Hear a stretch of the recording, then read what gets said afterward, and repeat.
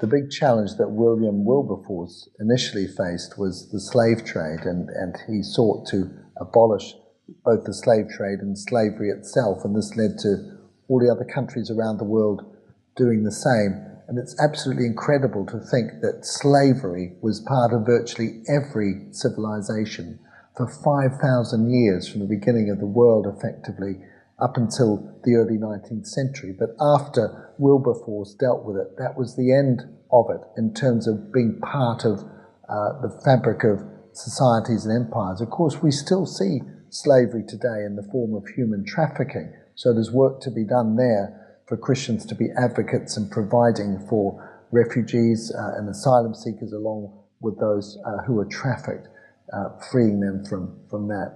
I think in the whole area of life ethics, the protection of embryos and fetuses, the unborn child from exploitation and abuse. There are 43 million abortions every year, and there's nothing more innocent and more easily exploited than the baby in the womb, and I think that's where a Christian voice is needed.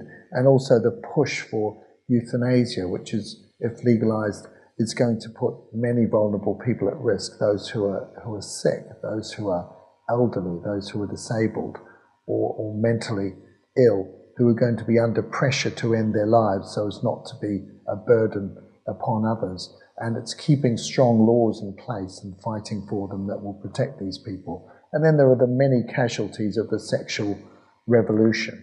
There are victims of pornography or of sexual abuse, or who've grown up in dysfunctional families because they don't have a mother and a father because of divorce or cohabitation or desertion that's taking place. So laws which maintain strong families and support for families in difficulty, and especially those bringing up children in difficult circumstances, perhaps alone. So in the consequences of the sexual revolution, there's much work to be done.